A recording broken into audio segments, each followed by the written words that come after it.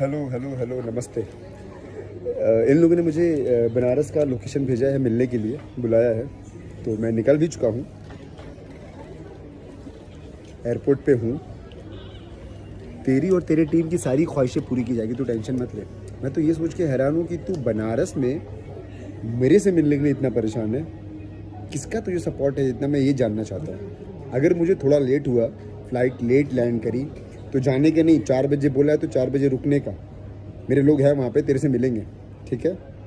C you there baby. जी प्रणाम। का हो तू चाहत रहा हो गई, तू इहे नु चाहत रहा मारा मारी करे के, फाइटा फुटी करे के। अब विशाल सिंह चल दिल बड़े बनारस। दुकान कौन थी रहा, होटल रहा बीएन करके कौन होटल रहा बतैला हन, ओइ लगाता रहे क्लिप देख लो पहले। ओकरा बाद तू अब जा बहुत तू लोग बतियात रहा। अब रउआ के हम बता दी कि भोजपुरी इंडस्ट्री में अब गाना बजाना ना हुई। अब भोजपुरी इंडस्ट्री में WWE खाली मारा मारी हुई, अब गारागारी हुई। ई सबके जर एगो है यूट्यूबर बा, है टोपी लगा के मनोज पांडे। एकरा के तनी बताई तो एकरा के सबसे पहले एथी का मतलब बताई। जौन कमेंट तो नहीं करता लस जे तू के वीडियो में एथी का कहता रसन बताई। तो जानते से एथी का मतलब का होला रे मनोज पांडे? सुन, चूतिया, हरामी, कुकुर, बैल, सुअर, एकरा के हमनी के मुंह से अपना ना निकाले के चाहे निसन, एकरे के हमनी के एथी कहे निसन, ठीक बा? जब तोरा नाम के अंदर एथी लागी तो ते बुझिए जे हमरा के चूतिया कहत रहे। हम तोरा के कहत नहीं रे चूतिया। ते तो अब जहिया से आई बड़ी तहिया से बात कइले बड़ी। कबे भोजपुरी में अब ते कहिए भोजपुरी इंडस्ट्री में हुआ 2 लोगों में मारामारी और दतुला को टूटा दांत। अब ते काल आके कहिए, ठीक बा? ते आके काल कहिए इयो जाई बनारस, इयो पर चल बनारस तोरो मन सही सब निकल जा। सामान के छोड़ के पहले इंकरे के थुरिया सो जा, ठीक बा? सबसे झगड़ा के जोर भोजपुरी इंडस्ट्री में यही है। ये एकरे वीडियो से एकरे वजह से खाली रथी झगड़ा झुगड़ी आ विवाद इतना फैंस में भइल बा, चाहे इतना रथी में भइल बा। अब तू बताव, 2 गो स्टार कास्ट के आदमी अगर आपस में झगड़ा झुगड़ी करे, गारागारी तो होइए गइल बा। अब जगह भी दिया गइल बा, दुकान, मॉल और होटल बनारस चल दिल बड़े एबार फ्लाइट से। अब वीडियो डाल रहा नहीं सब रथी कोई नहीं, सब फोटो भी तरह के डाल देता नहीं सब। आ तू जई ह तो सुना के का नाम ही कर, अब मुंह से नामो ना ले, मरद दुकान के नचनिया के मरद। तू जइया नु तो हेमन हुस पांडे के ले जइया, काहे कि 2-4 थापड़ी अड़ी हैं। देखो गलती सबसे बड़का विवाद के जड़ इहे बा, ठीक बा? चूतिया। एथी हम ना कहे, मेथी कहे तो एकरा दर्द होता।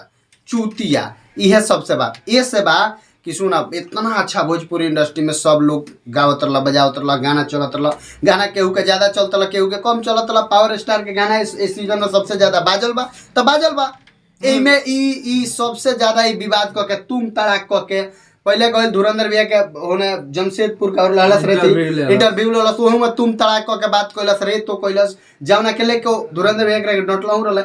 लेकिन देखी सबसे पहले के बात लोग कहेला नु कि झूठ बात साच होला बार बार कहला से, आ साच बात झूठ होला चुपचाप रहला से, ठीक बा? तो इतना ना बार बार इनका लोग के लगे, इनका टीम में ई पवन सिंह के प्रति जोहर घोल दलस हो, जावना के लेके ई लोग गलत बोल देहला, गाड़ी दे देहला। यहाँ तक ले सिचुएशन ऐसा लागल कि धुरंधर भैया एकदम माने देखी सबसे पहले के बात आई सबके जड़ बाई मनोज पांडे चूतिया ई सब देखी सीधे आज तक ले हमनी के वीडियो में कबो चूतिया हरामी नहीं किसे कहले। हमनी के रउआ लोग के जे भी वीडियो देखत हमनी के ऐसे कहते इनसे बता दी कि हमनी सन के कमेंट करता रसन जे एथी के मतलब का होला, तोनी के ई ना बोले के लुरा होला, ओ ना बोले के। भोजपुरी इंडस्ट्री में हमनी के सबसे साफ सुथरा वीडियो बनावनी सन, हमनी सन के कोनो पक्ष केहू के ना लेनी सन, जौन ओरिजिनल बात होला ओकरा के बतावनी सन। सबसे पहले तू गाड़ी देब तो गाड़ी सुनब, तू जो अच्छा धान रोपब तो धाने नु कटब, गेहूं ना नु कटब, तो जो रोपबा उ कटब। गाड़ी तू देले रहुआ, गाड़ी सुन लो। अब तू लो जगह के नाम बताओ, ई बताओ बताओ। अब आवत रे बनारस जा लो, मारा मारी करलो, दुनु जरा फाइटा फुटी करलो, ओकरा के लाइव करलो तू लो। अब रे गाना बजाना छोड़ा सन, लिखना लिखनी छोड़ा सन, फाइटा फाइटी कर सन। माने इंडस्ट्री ठीक रहता। सुन भोजपुरी के नाम हटा दे सन अपने ब्लॉग से। छोड़ी सबसे पहले के बात कि हमनियो सन के मुंह काहे खराब करे के बीच में। सबसे पहले के बात हम बताओ तनी कि भोजपुरी इंडस्ट्री में अभी ही एगो बाकी रहल, ठीक बा। अब गरीब घर के लड़का भोजपुरी इंडस्ट्री में ना जाई, अब गुंडा मवाली मोडरी इहे लोग अब भोजपुरी इंडस्ट्री में रही, डरा के धमका के, ऐसे जनता के दिल जीत लेब तू। सबसे पहले अबो से सुधर जालो, समय बा। हमरा पता बा जे ओ जी तू ना जइबो, काहे कि आवत यार मूड बना के तू तो जइबो ना, गारंटी बा जई ना जई, ठीक बा। बाकी तू ना जइब माने हमरो कहे के मतलब जे जइबे मत करियो, ऐसे ना जइबो तो बच जइबो कहीं, ठीक बा। लेकिन सारा जनता जनार्दन जानता क्लिप लगा दिल बनी हम ऊपर रोगलो देख लो ओके विशाल सिंह के। बाकी सब वीडियो के ज़्यादा से ज़्यादा शेयर करी, लाइक करी, कमेंट करी। आ मनहूस पांडे रे चूतिया, अब से सुधर जो, भोजपुरी इंडस्ट्री में जहर मत घोल, केहू के एक तरफा वीडियो मत बनाओ।